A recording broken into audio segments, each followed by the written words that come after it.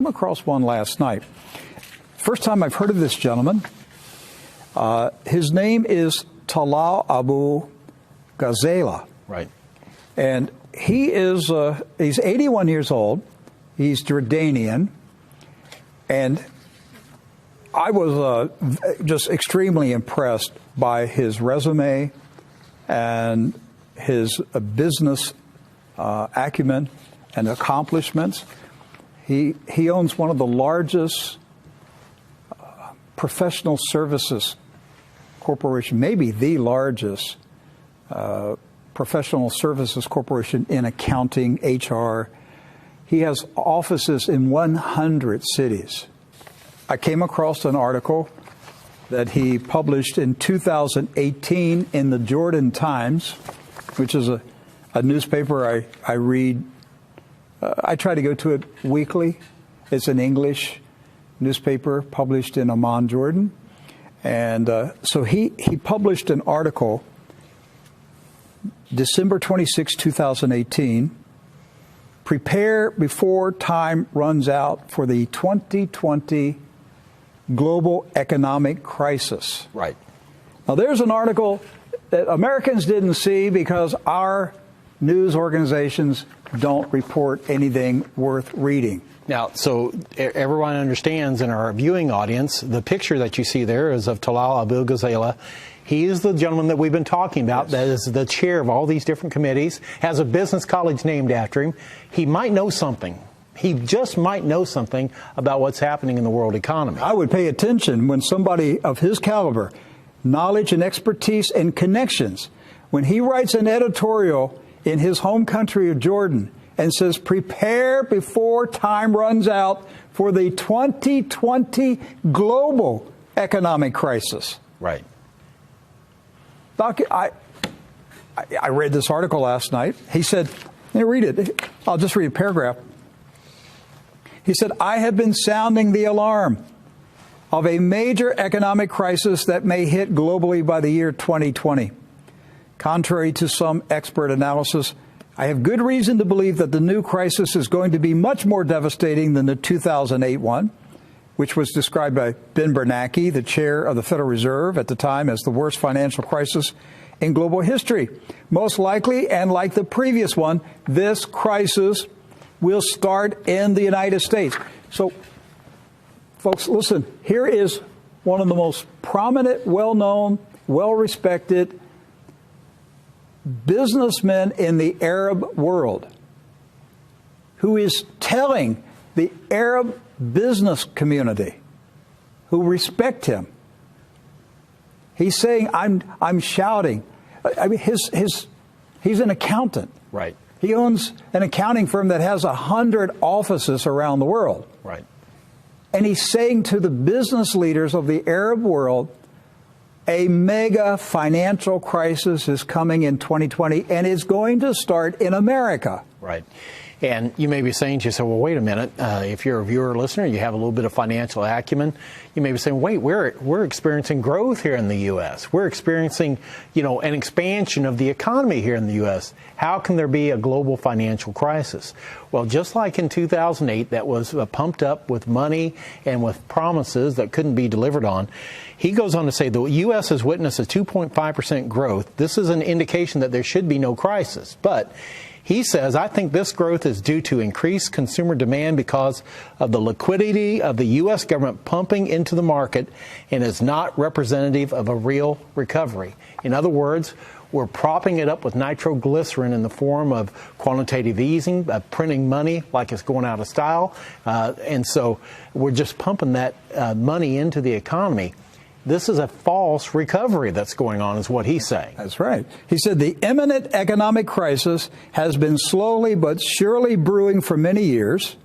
And he says it appears that its arrival appears to be on schedule, 2020, just in time for the U.S. presidential election. Right. Now think about that. This is why I'm saying I'm not certain Donald Trump's reelection is certain. Because if the economy tanks in 2020, you will see the most massive vote for communism that you could ever imagine would happen in the United States of America. communist socialist Democrats will sweep into power if we're in an economic crisis before the election.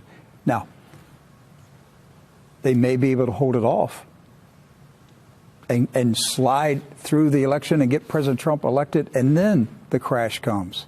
Well, that would just mean that the next election in 2024 will be so far to the left, we can't even imagine it now. That's right.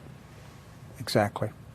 He said that this coming crisis is going to last years. He said the new economic crisis is expected to continue for years and will have a major impact on the West, causing stagflation and leading to bankruptcies. He goes on to say, now listen to this, Rick, I predict at least 5 European countries will go bankrupt next year. Do you hear that?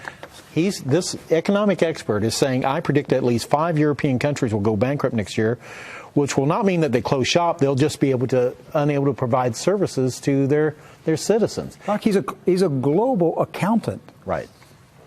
If you're going to listen to someone talk about accounting principles, I would listen to somebody at his level. Right. And he's saying, as you just said, he believes that 5 European nations are in such dire condition that they're going to go bankrupt. And we already see the first fruits of that by negative interest rates on their bond yields that are popping up all over Europe right now, where they're actually paying people to take out mortgages. Think about that. And you say, oh, that's great. That's actually a very bad thing that's happening. That means that people don't have confidence in the economy anymore. Okay, so let's go to the next article. This is also the Jordan Times. He published this on June 2nd of this year, 2019. The title, The 2020 Global Crisis and a Third World War. Okay. He said, once again, for some time, I have been sounding the alarm of an impending major economic crisis that may hit globally by the end of 2020. He said nations around the globe, especially in Europe, have lost confidence in the United States' ability to lead in issues of international finance, trade, diplomacy, and war. These nations are quietly dismantling. Yes. Listen, folks, listen to what this man is saying. He is telling the Arab business world, these nations are quietly dismantling the 7-decade-old alliance with the United States, building instead an alternative system of bilateral trade. Furthermore, the U.S. dollar has been losing ground for some years now to other currencies. Bank of England Governor Mark Carney recently said, ultimately, we will have reserve currencies other than the U.S. dollar. Now, it was Mr. Carney that just said a couple weeks ago, we're going to have a cryptocurrency that's going to replace the dollar. Right. So this is advanced since June. He quoted Alfred McCoy, historian, professor of history at the University of Wisconsin, saying the collapse of the U.S. dollar will mean soaring prices, ever rising unemployment, and a continuing decline in real wages throughout the 2020s.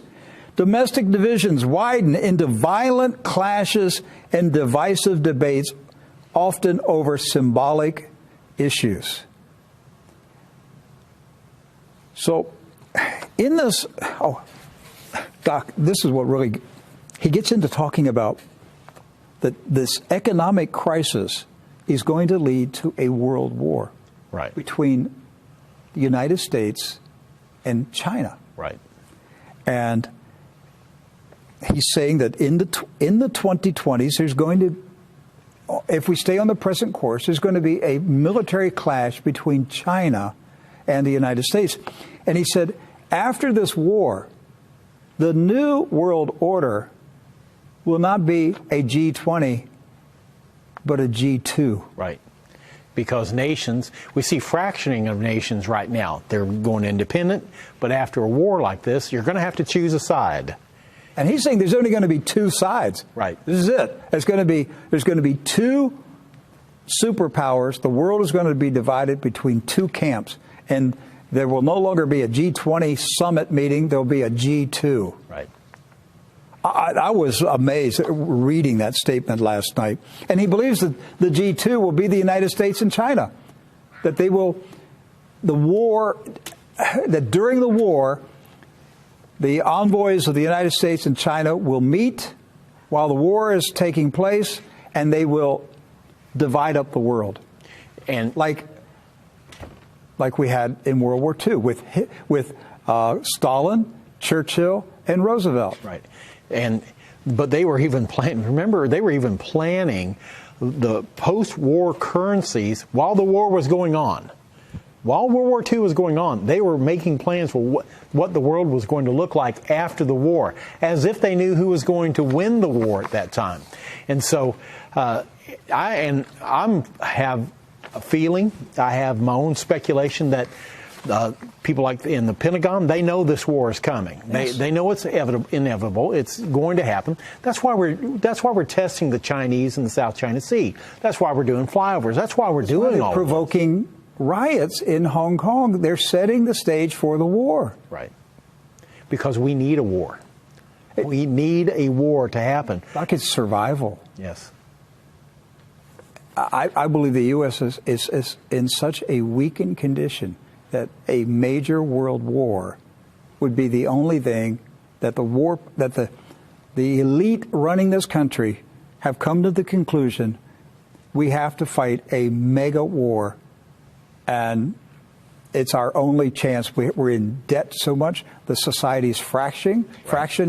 It's splitting apart. We're going to civil war. We have to do something radical, and it's going to be a global war, most likely with China, and it's going to be the only thing left.